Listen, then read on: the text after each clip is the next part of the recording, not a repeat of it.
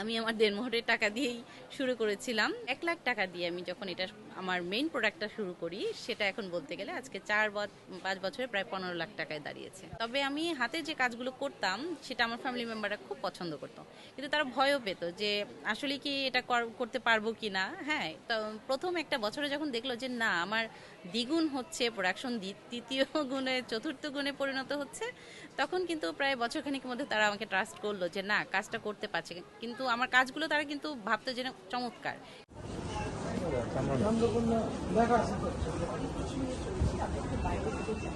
আসসালামু আলাইকুম, আমি ফরিদা পারভিন। আমার প্রতিষ্ঠানের নাম জুটো ফ্যাব বিডি। আমি এই প্রতিষ্ঠানের প্রথম যখন কাজ শুরু করি 2019 সালে।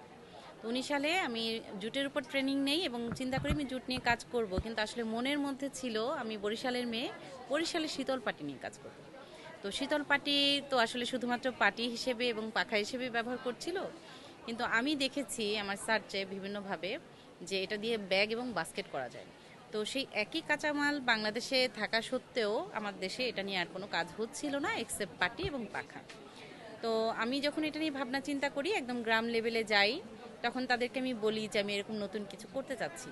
তখন ওরা আমাকে সরাসরি একদমই না করে দেয় যে আমরা এটা নিয়ে আর কাজ করব না, কারণ শীতল পাটিতে এখন আর আসলে ওইভাবে ইনকাম নেই। আলহামদুলিল্লাহ আমার 6 মাসের মাথায় আমি যে ধরনের প্রোডাক্টটা করতে চাচ্ছিলাম সেটা আমি করতে পেরেছি, এবং 6 মাসের মধ্যে আমি এটাকে মার্কেটে এনেছি।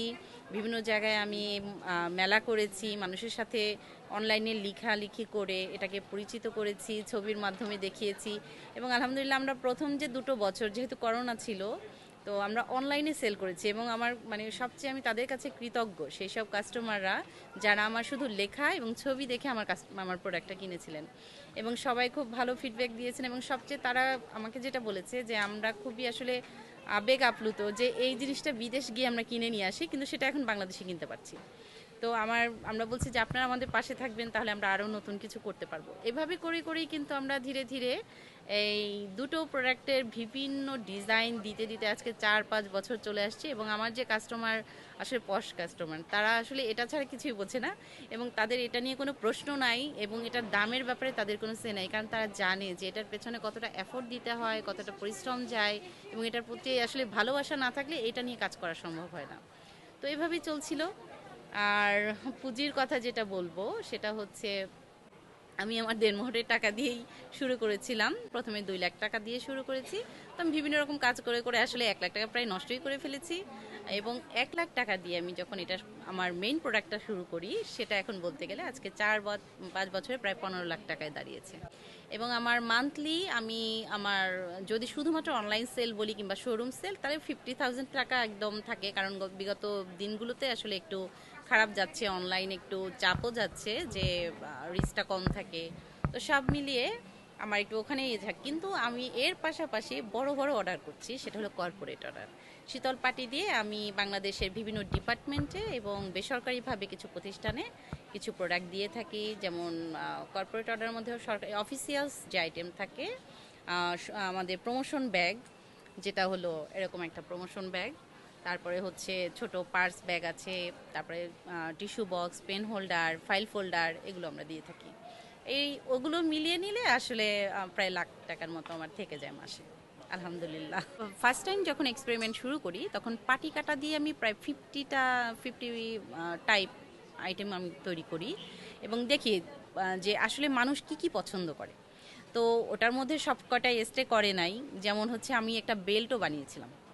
হ্যাঁ, তো বেলটা আসলে একটু মোটা হওয়ার কারণে হয়তো যে ওটা আমি করতে পারিনি, তখন আমার মন মতো করে আসলে হয়নি। তো যাই হোক, ওটা আমি স্টে করাতে পারি না। ইনশাল্লাহ ওই বেল্ট আবার নতুন রূপে আসবে, ওটা এক্সপেরিমেন্টে আছে, চলবে। আর আমাদের এছাড়া অনেক অনেক ব্যাগ, তো ব্যাগের ডিজাইনের তো শেষ নেই।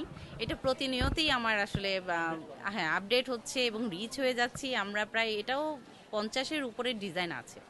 আর আইটেম হিসেবে আমার যেগুলো আছে বললাম তো অনেক ধরনের আছে, এখন আমার সব কিছু এখানে নেই পর্যন্ত। সব কিছু আসলে আনলে আমার জায়গাই হবে না, এরকম একটা অবস্থা। তো শীতল পাটি তো করছি, সাথে আমার জুটের প্রতিও ভালোবাসা আছে, যে ন্যাচারাল প্রোডাক্টের প্রতি আমার একটা খুবই খুবই আহ, ভালোবাসা, আসলে কি বলবো। আমি এখন প্রায় বললাম প্রায় 60-র উপরে হবে, যে 60 আইটেম আছে। আলহামদুলিল্লাহ, যখন আমি প্রথম কাজ শুরু করি মাত্র দুজন নিয়ে শুরু করেছি এবং দুজন আমার এই ব্যাগ বাস্কেট শুরু করেন।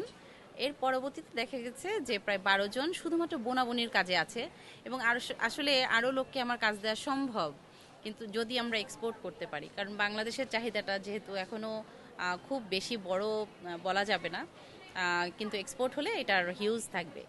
আর আমার যেটা মেশিন মেড আছে সেখানেও প্রায় 10 জনের মতো কাজ করে, যেহেতু আমার শুধুমাত্র শীতলপাটি না, জুটো আছে, হ্যাঁ, এবং অন্যান্য আরও কিছু প্রোডাক্ট আছে যেটা আমার গ্রাম লেভেলে কাজ করে। হ্যাঁ, সেখানে আছে, তবে তারা বেশিরভাগই কন্ট্রাকচুয়াল, দুই একজন হয়তো পার্মানেন্টলি কাজ করে, আর বেশিরভাগ দেখা যায় কি যে কন্ট্রাকচুয়াল থাকে। কারণ আমার বাচ্চা যেহেতু ছোট, ক্লাস 4-এ পড়ে, ম্যানেজ করতে আসলে কষ্ট হয়ে যায়। তো হয়ে যায়, আসলে করতে হয় মাঝে মাঝে। দেখা যায় কি যে খাবারটা খেতে খেতে রাত্রি 12টা বেজে যায়, দুপুরে খাবারটা হয়তো খেতেই পারিনি, এরকম হয়, কিন্তু হয়ে যায়। আলহামদুলিল্লাহ, সব মিলিয়ে চলে যায়। স্বপ্ন স্বপ্ন আসলে নিজেকেই দেখতে হবে, কারণ আপনার যদি কোনো জিনিসের প্রতি ভালোবাসা থাকে, প্যাশন থাকে, তাহলে আপনি সেটা নিয়ে লেগে থাকতে পারবেন। সেটা রাত্রি 12টা, 1টা, 2টো, যত সময় হোক আপনি তখন বসে কাজ করতে পারবেন, আপনার কোনো ক্লান্তি আসবে না, কষ্টও হবে না। আর পরিবার পরিবার আসলে কি, মেয়েরা বিজনেস করবেন এই জিনিসটা এখনো মোস্ট অফ ফ্যামিলি, অ্যাকচুয়ালি আমার ফ্যামিলিতেও যে খুব উইলিংলি যে আমাকে হেল্প করেছেন যে কাজটা করো তা না, তবে আমি হাতে যে কাজগুলো করতাম সেটা আমার ফ্যামিলি মেম্বাররা খুব পছন্দ করতো, কিন্তু তারা ভয়ও পেত যে আসলে কি এটা করতে পারবো কি না। হ্যাঁ, তো প্রথম একটা বছরে যখন দেখলো যে না, আমার দ্বিগুণ হচ্ছে প্রোডাকশন, তৃতীয় গুণে, চতুর্থ গুণে পরিণত হচ্ছে, তখন কিন্তু প্রায় বছরখানেকের মধ্যে তারা আমাকে ট্রাস্ট করলো যে না, কাজটা করতে পারছে। কিন্তু আমার কাজগুলো তারা কিন্তু ভাবতো যে না, চমৎকার, কিন্তু তারা মার্কেটটা আসলে চলবো কিনা, আমার প্রোডাক্টটা চলবে কিনা, এটা নিয়ে একটু কনফিউশন ছিল। কিন্তু যখন বছরখানেকের মধ্যে দেখলো যে প্রোডাকশন দ্বিগুণ তিনগুণ হয়ে যাচ্ছে, তখন তারা আশ্বস্ত হলো যে না, কাজটা করা যাবে এবং আমি পারবো। সফলতার সংজ্ঞা এক একজনের কাছে একরকম। আমার কাছে মনে হয় আমি এখনো প্রত্যেক নিয়তি এটা শিখছি, আপডেট করছি, এবং প্রত্যেক দিন আমার যে চ্যালেঞ্জগুলো আমি যখন পার হয়ে আসি, ওটাই সফলতা। এটাই আমার কাছে সফলতা। সফলতা আসলে টাকা দিয়েও ব্যাখ্যা করা যায় না, কোনো চূড়ায় আসলে কত দূর হবে এটাও মাপা যায় না। আমি যে বাধাগুলো অতিক্রম করে আসছি, এটাই আমার সফলতা। ওটুকু মোটামুটি করতে পেরেছি, ওই থেকে আমি সফল।